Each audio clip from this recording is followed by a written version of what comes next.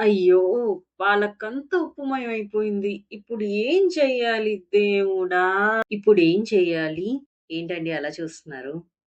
కూరలో ఇలా ఉప్పు ఎక్కువైనప్పుడు ఎస్పెషల్లీ పాలకూరలో ఏం చేయాలనేది నేను చెప్పే ముందుగా మన ఫ్రెష్ ఆర్గానిక్ పాలకూరని ఈరోజు మనం పన్నీర్ చేసుకుంటున్నామండి.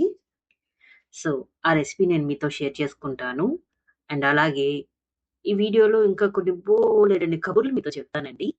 మిస్ అవ్వకుండా ఎండ్ వరకు చూడండి. పాలకూరని కట్ చేసే ముందు చపాతీ పిండి, సాల్టు, నూనె కలిపి డో చేసుకొని పక్కన పెట్టుకుందామండి.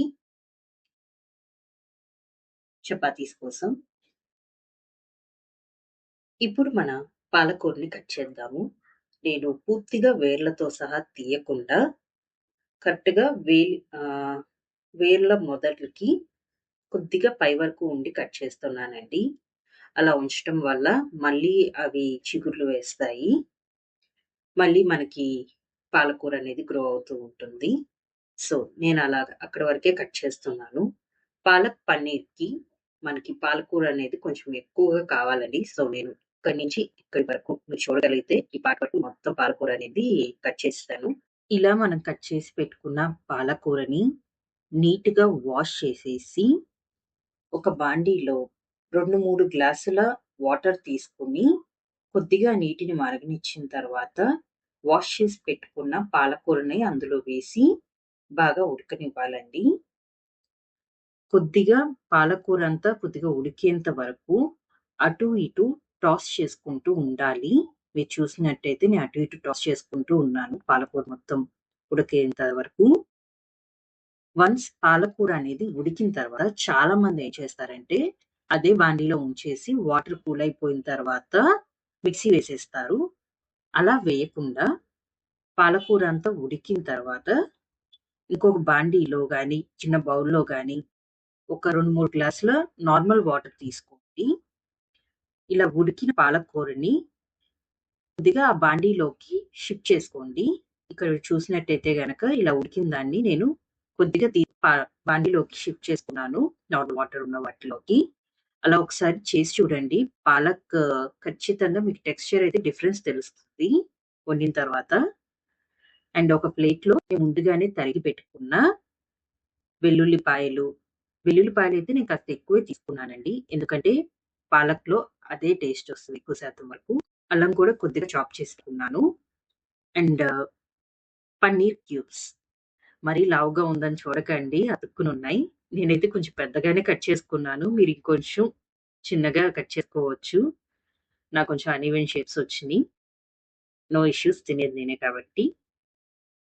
అలా చల్లారిపోయిన పాలక్‌ని కొద్దిగా మిక్సీ జార్‌లోకి షిఫ్ట్ చేసేసుకుంటున్నాను మొత్తం వరకు.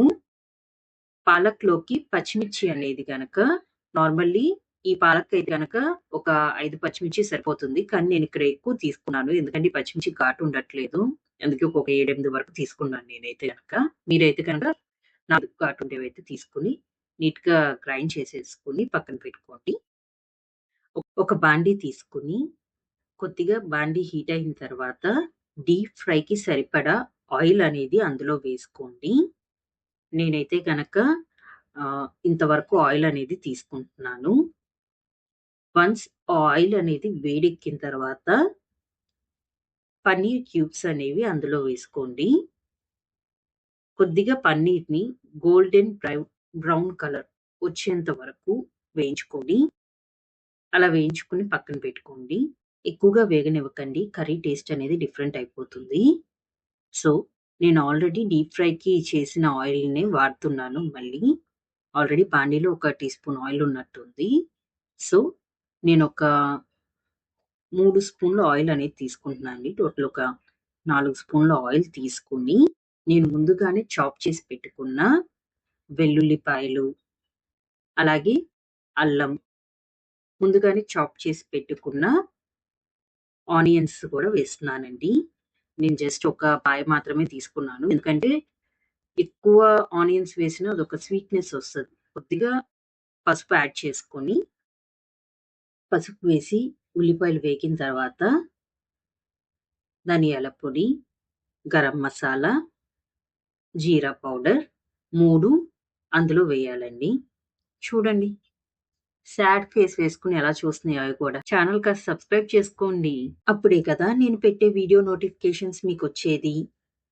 కొద్దిగా ఈ మసాలాస్ అన్నీ వేగిన తర్వాత తగినంత ఉప్పు, కారం గూడా ఇందులో వేసుకొని మిక్స్ చేసుకోవాలండి. మొత్తం మసాలా మిక్చర్స్ అన్నీ చక్కగా వేగిన తర్వాత మనం గ్రైండ్ చేసి పెట్టుకున్న పాలక్ మిక్స్చర్‌ని ఇందులో వేసి ఉడకపెడదామండి.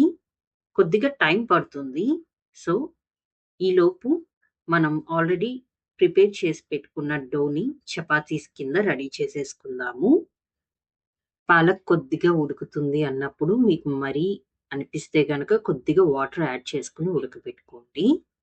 కొద్దిగా పాలక్ టెక్స్చర్ మారుతుంది అన్నప్పుడు మనం ఆల్రెడీ ఫ్రై చేసి పెట్టుకున్న పన్నీర్ క్యూబ్స్ అనేవి అందులో యాడ్ చేసుకుంటాము. పన్నీర్ క్యూబ్స్ యాడ్ చేసుకున్న తర్వాత మరీ హెవీగా తిప్పకండి. లైట్‌గా అడుగంటనివ్వకుండా చూసుకుంటూ ఉండాలి. కొద్దిగా అలా కూరంతా ఉడుకుతుంది అన్నప్పుడు మనం ఆయిల్ పైకొచ్చింది అంటే గనక కూర ఉడికిపోయినట్టే అండి. ఒక్కసారి స్టవ్ ఆఫ్ చేసి టేస్ట్ చేసి చూస్తే కూరంతా ఉప్పయిపోయింది పాలక్. ఇప్పుడేం జెయ్యాలి అనంటే, నేను ముందుగానే చపాతీస్ చేసినప్పుడు ఒక చిన్న చపాతీ ముద్దనేది చిన్న బౌల్ చేసి పక్కన పెట్టుకున్నాను.